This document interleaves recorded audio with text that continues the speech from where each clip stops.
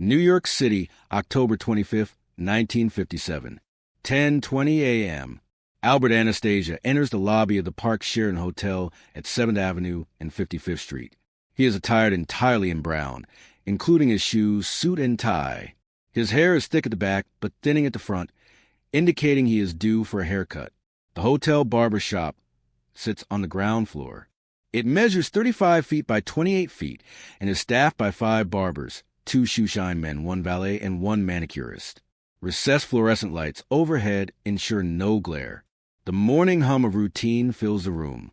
Arthur Grasso owns the shop, and this morning he stands near the cashier's stand by the corridor door. Earlier that day, Anastasia had left his home at 75 Bluff Road, Fort Lee, New Jersey, at 7 in the morning. Doberman pinchers patrol his lawn behind a 7-foot barbed wire fence that surrounds the property. He drove a blue 1957 Oldsmobile hardtop sedan registered to Anthony Coppola, his bodyguard and driver. Upon arriving in New York City, Coppola parked the car at the Corvin Garage, 124 West 54th Street, at 9:28 a.m., in a departure from their established routine.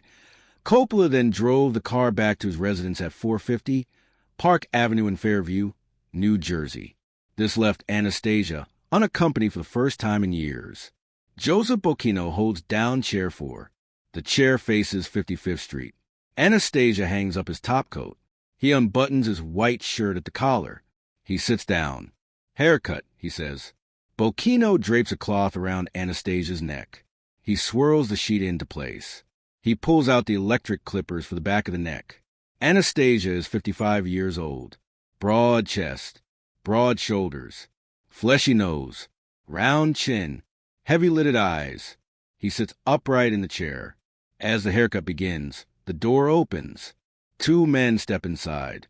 Middle-sized, dark hair, broad shoulders. Scarves cover the lower half of their faces. Dark green aviator-style glasses. One wears a gray suit with a dark gray fedora. The other wears a dark brown suit with a lighter brown fedora.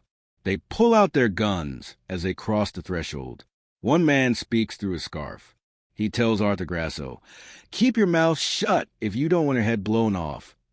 Grasso's jaw falls open. His lips press together. He says nothing. The 2 men move swiftly behind chair 4. Anastasia's eyes remain closed as the barber uses the clippers on his left side.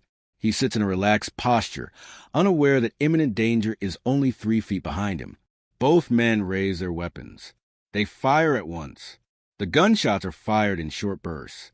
One weapon discharges, then stops, followed by the other. An unusual cadence permeates the room. The first bullet catches Anastasia's left hand. The second hits his left wrist. Anastasia leaps forward. His heavy feet kick the footrest away, and he lands on his feet, weaving.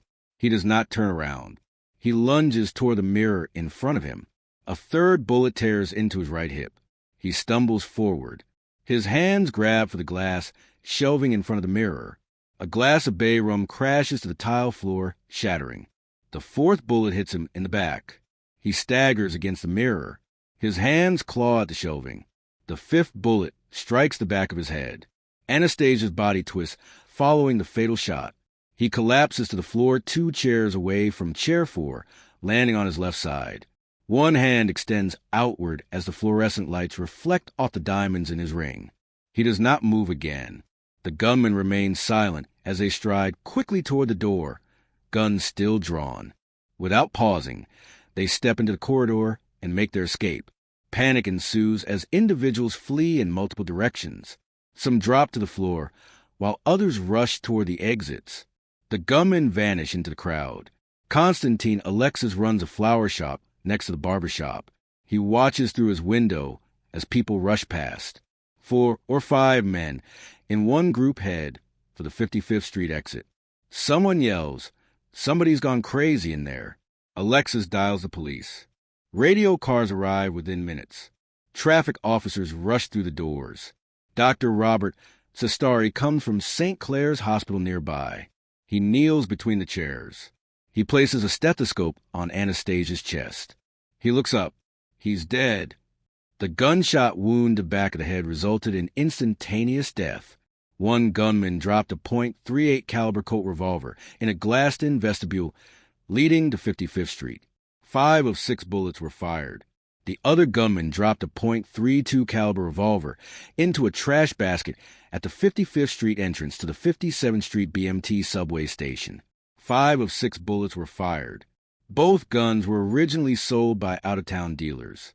The .32 was sold 37 years earlier, in 1920. The .38 was sold in 1934. Chief of Detectives James B. Leggett throws 100 detectives into the case immediately. A 13-state alarm goes out for the 2 gunmen. Description 1.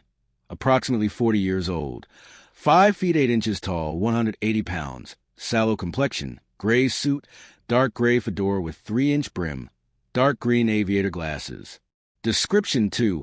Approximately 30 years old. 5 feet 5 inches tall, 150 pounds. Light complexion. Thin black pencil mustache. Dark brown suit, lighter brown fedora with 3-inch brim, dark green glasses. 11 witnesses were in the shop when the shooting started. 5 barbers, 2 customers, 2 shoe shine men, 1 valet, 1 manicurist. All fled into the street with the killers among them or right behind them. No one saw where the killers went. Within an hour, the police placed guard around every witness. Guards go to the homes of Anastasia's family members. Anthony Anastasia, his brother, is vice president of the International Longshoremen's Association. He lives at 8220 11th Avenue, Brooklyn. A newspaper reporter calls him at the union office at 341 Court Street. The reporter tells him that Albert was just killed at the Park Sheraton Hotel. Anthony's voice breaks. No. He hangs up. Longshoremen in the office sit white-faced. They race downstairs. One gets behind the wheel of Anthony's Chevrolet. They drive to Manhattan in record time. Anthony hurries into the barbershop. A detective holds the sheet aside. Anthony stares at his brother's face. He does not speak. His body shakes with sobbing. One of his men touches his shoulder. They lead him back to the car. Detectives question Anthony at the West 54th Street Police Station. Assistant District Attorney Alexander Herman of the Homicide Division says he was completely cooperative. That's all we can tell you now. Umberto Anastasia Jr., the dead man's son, comes to identify his father. He looks at the body for one moment. He turns away. He leaves with Robert Anastasio, a nephew. Albert Anastasia was born Umberto Anastasio in Tropea, Calabria, Italy, on September 26, 1902. He arrived in the United States in 1919. He jumped ship in New York Harbor. He was 17 years old. By 1921, he was arrested for murder. He killed a longshoreman during a Brooklyn dock dispute.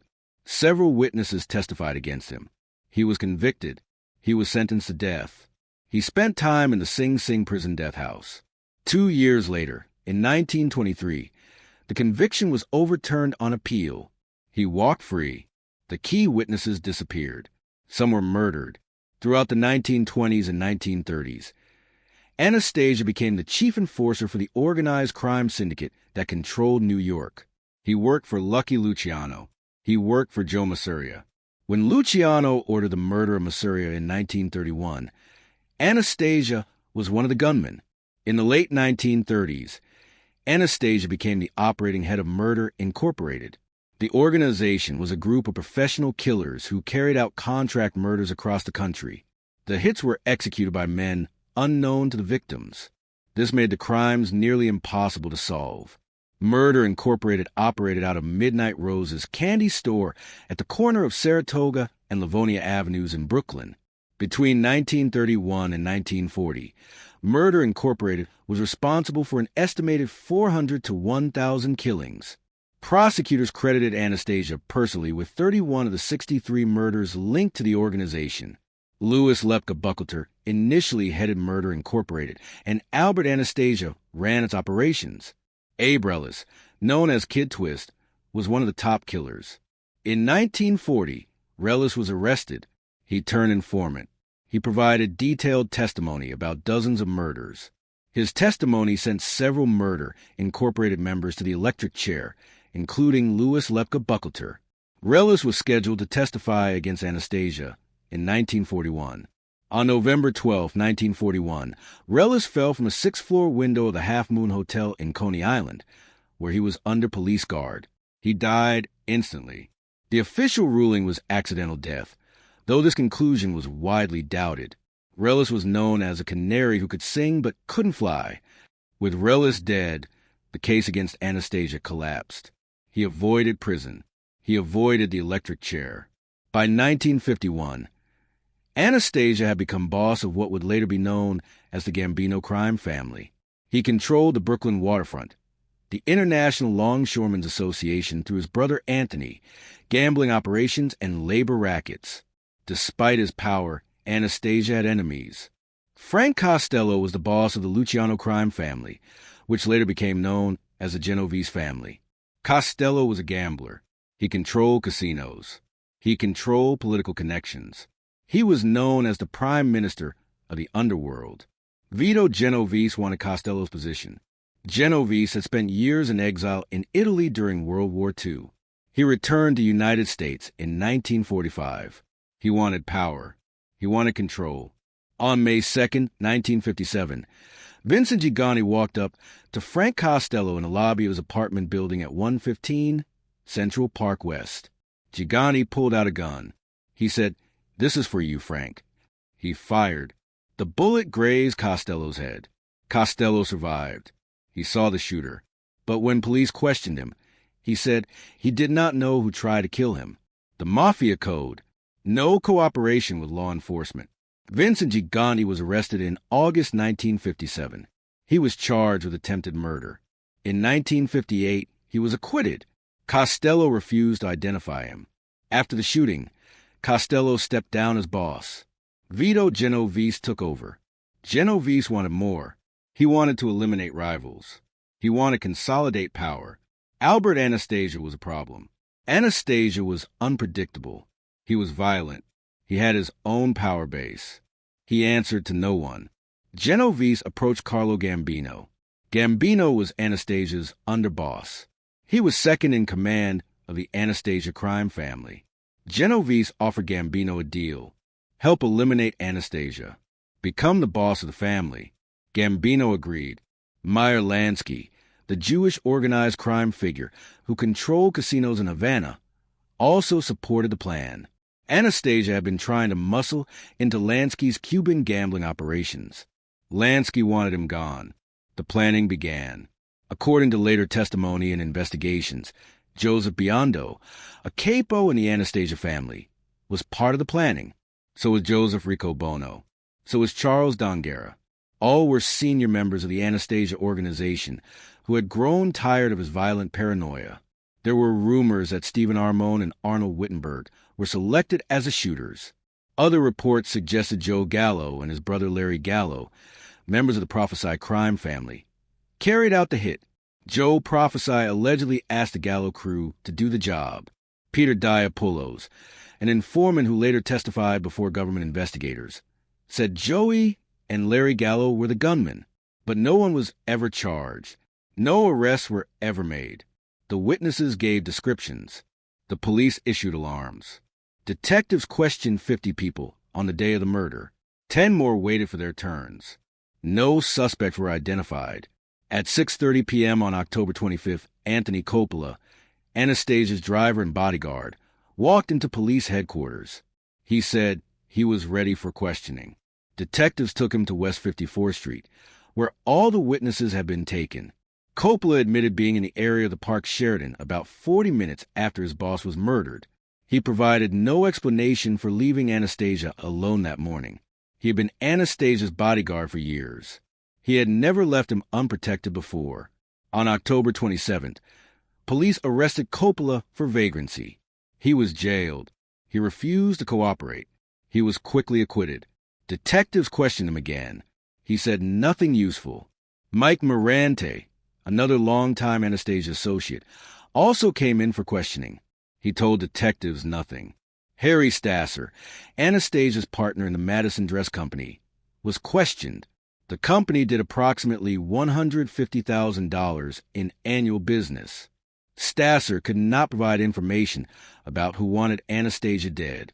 Neither could anyone else. When detectives searched Anastasia's pockets, they found roughly $1,900 in cash, notes ranging from $1 to $100. He carried no weapon. 3 weeks later, on November 14, 1957, approximately 100 Mafia bosses, advisors, and bodyguards met at the estate of Joseph Barber in Apalachin, New York. The meeting was intended to discuss the Anastasia murder. It was meant to settle the question of who would control his territories. It was designed to divide his operations. Vito Genovese called the meeting. He had just taken control of the Luciano family. He renamed it the Genovese family. He wanted to consolidate his power. He wanted approval from the Commission, the ruling body of the American Mafia. Law enforcement received a tip. New York State Police Sergeant Edgar Croswell set up a roadblock. Officers surrounded the Barber estate. The mobsters scattered. Some ran into the woods. Others jumped into cars. Police stopped dozens of them. They took names. They took photographs.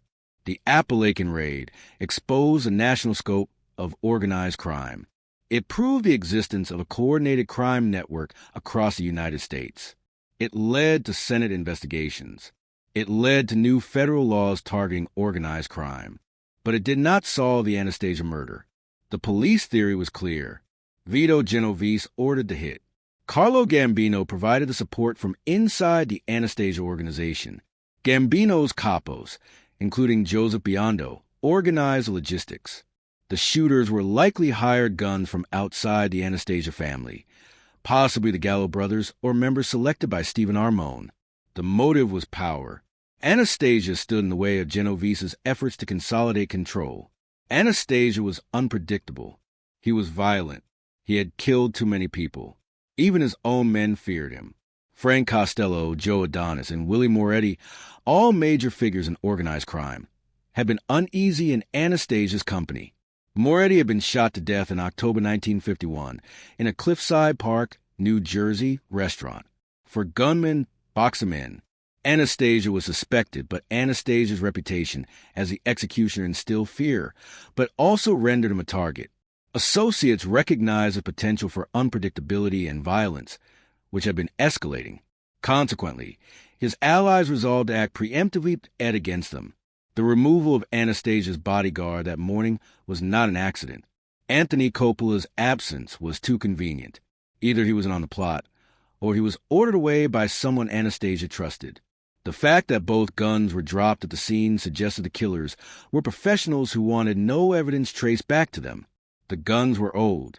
The serial numbers were from decades earlier. They had likely changed hands many times.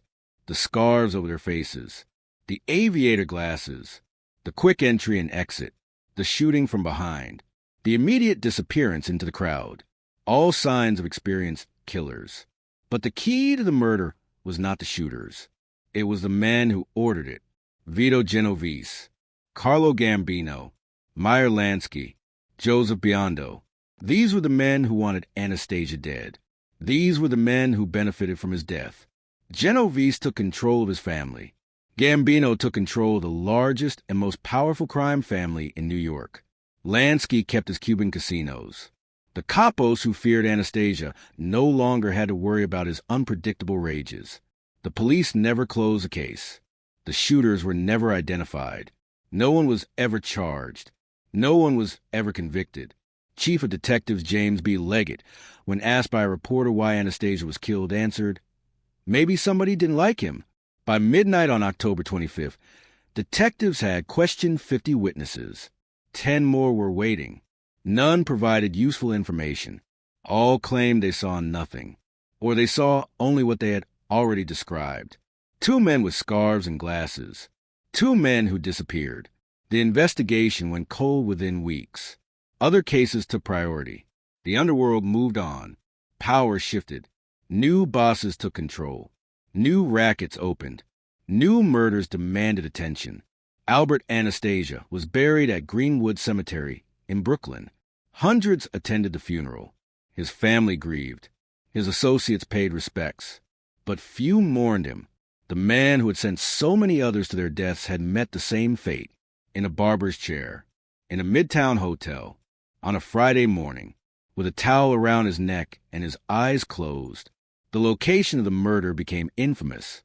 The Park Sheraton Hotel Barbershop was a pilgrimage site for crime historians and journalists. The hotel later became the Park Central Hotel.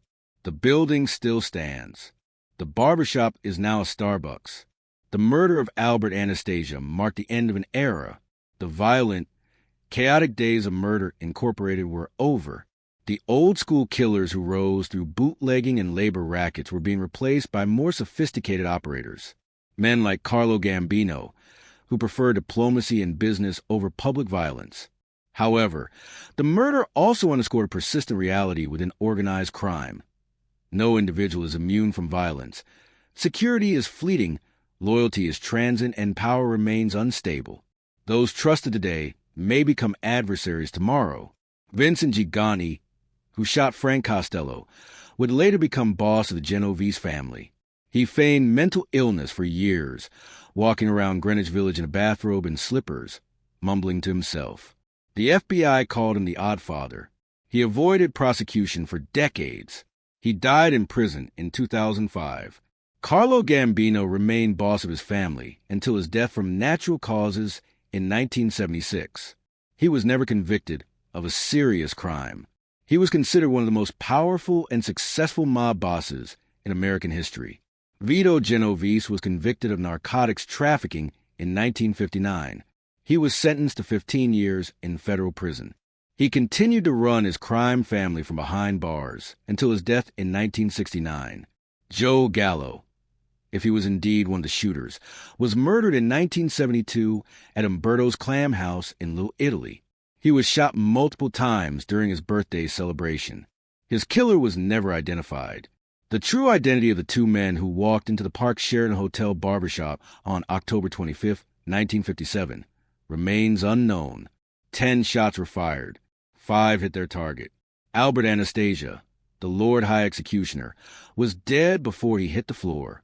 Blood pooled on the white tile. Barbers and customers ran screaming into the street. The fluorescent lights hummed overhead. By the end of the day, the blood was cleaned up, the barbershop reopened, the hotel continued operations. The city moved on, but the underworld would never be the same again.